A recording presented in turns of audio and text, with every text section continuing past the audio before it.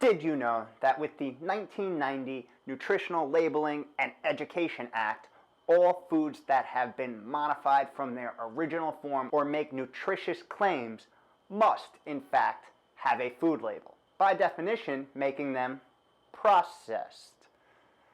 Wait a sec. Oh no. Come on. Who even puts food away this way? The fridge. Come on.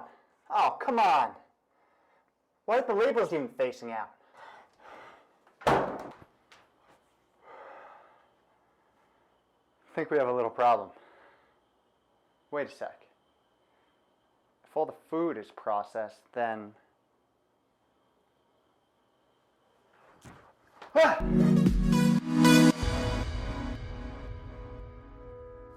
Guys, gals, you beautiful creatures of planet Earth, welcome back to another week of How to Health. My name is Kevin. I run liftandbalance.com, where we take aim at all things health and do it in a slightly odd, weird, and highly sarcastic manner. This week, I want to hone in on this modern day dilemma that the majority of us find ourselves in. And that is the best tasting foods are the ones that are killing us.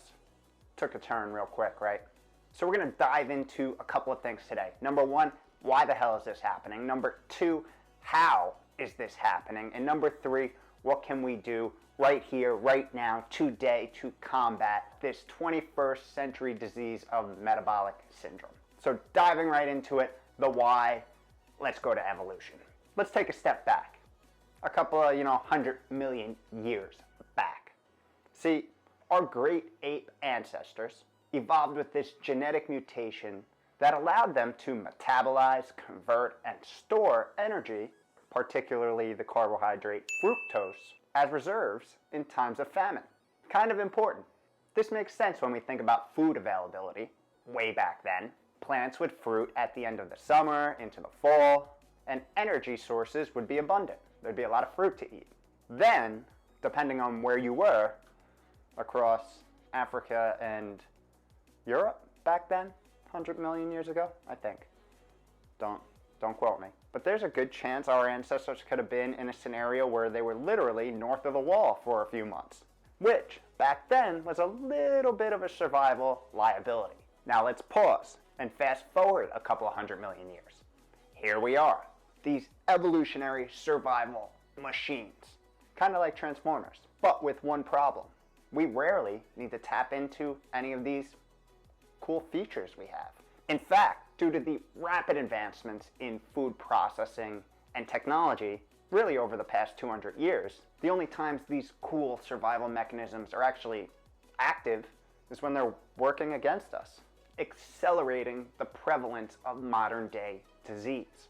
This isn't a disease that kills you today or tomorrow, but 20, 30, 40 years down the line. It compounds over time, and if you are not paying attention, sneaks up on you with a surprise, usually life-changing diagnosis in your later years of life.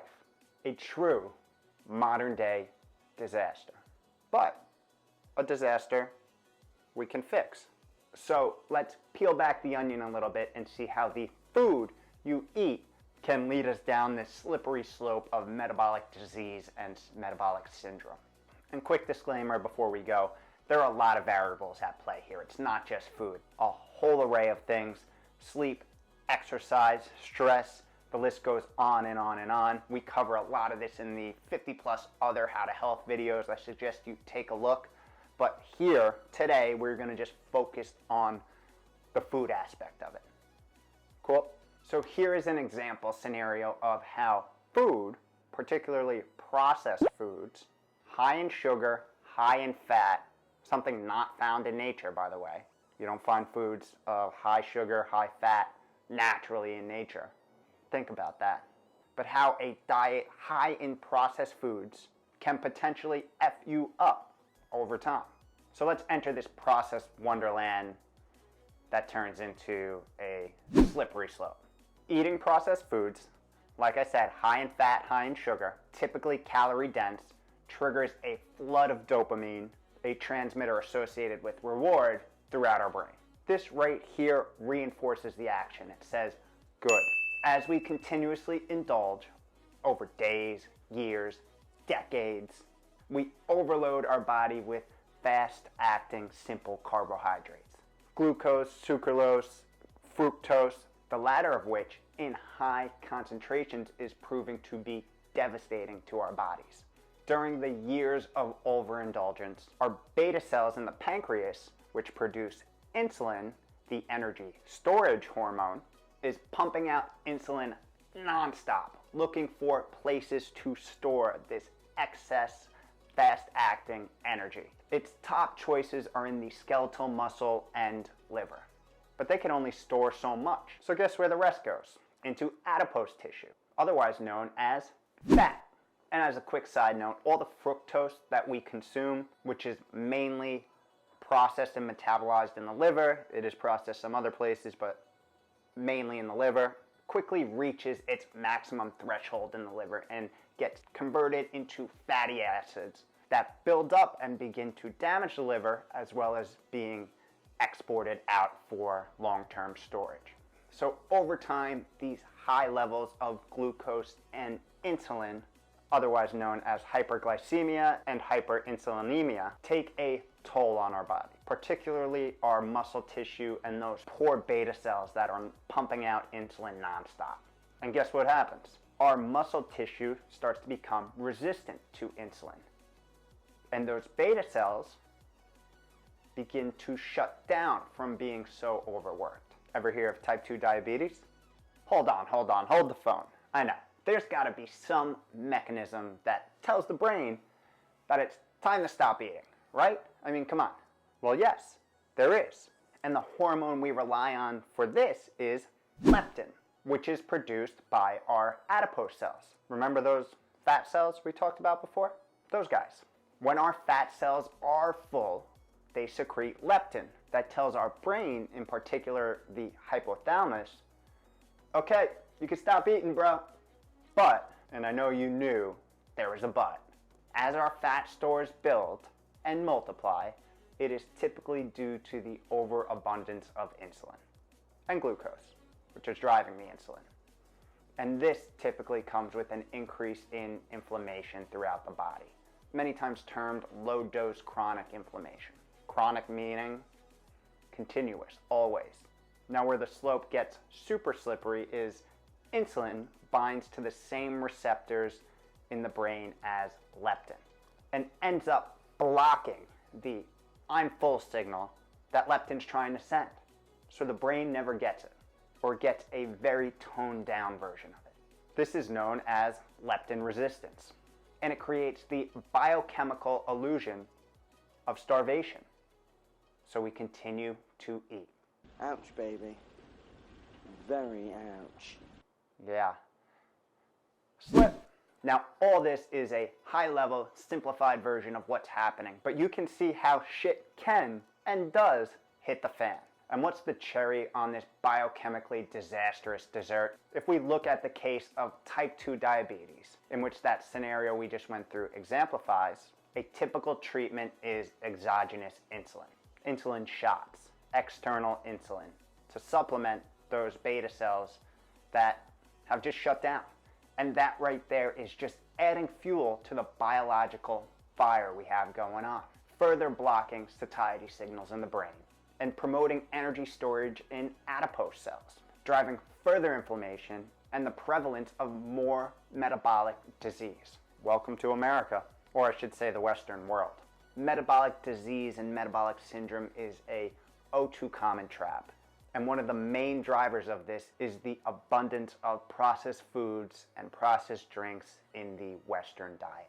More and more evidence is mounting, pointing to processed foods as a major driver of our modern day health woes. Obesity, diabetes, cardiovascular disease, cancer, all being a likely byproduct.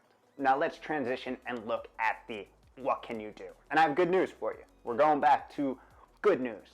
Right here, right now is the perfect day to implement change. Remember, the choices that you make on a daily basis compound over time. If those are positive choices for your body and for your mind, that's going to make a difference in the long term. If they're negative, that's going to make a difference in the long term.